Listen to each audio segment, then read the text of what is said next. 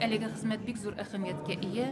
Ул ислам дөньясында беренче Коръән сүзлеге дип әйтергә мөмкин. Ягъни Коръән гыйбарәләре сүзлеге. Каюм Насри үзенең хезмәтенә Мифтахул Коръән дигән исем куя. Ягъни Коръән ачкычы һәм биредә урын алган һәрбер гыйбарә чынлап торып Коръән ачкычы булып хезмәт ителә.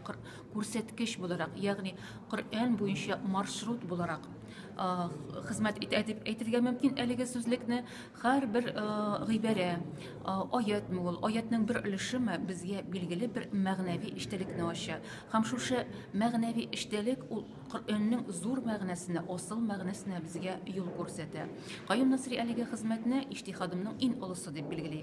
Ягъни фәнни тырышлыкның иң югары ноктасы. Әлеге хезмәтне ул 4 ел дәвамында яза, зур тырышлык белән. Һәм әгәр дә уйлап карасак, Каюм Насри бик күп санлы хезмәтләрнең авторы. Биредә төгәл фәннәрдә, биредә әдәбиятта, тел буенча язылган сүзлекләр дә бик күп. Шул ук вакытта ул нәкъ менә әлеге хезмәтне аерып алып, аның үзенең фәнни тырышлыкның иң югары ноктасы дип билгели. Кызганыч, әлеге хезмәт 130 ел дәвамында билгесезлектә була. Әмма күрәсең, тәкъдир итү сәгате килеп җитеп, ул әле менә яңа ачылды һәм яңа дөньяга тәкъдим ителде.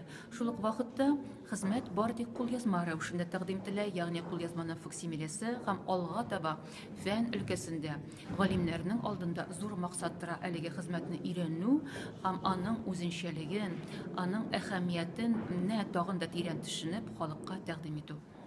Кулъязма кайда һәм кайчан, нинди шартларда табылды?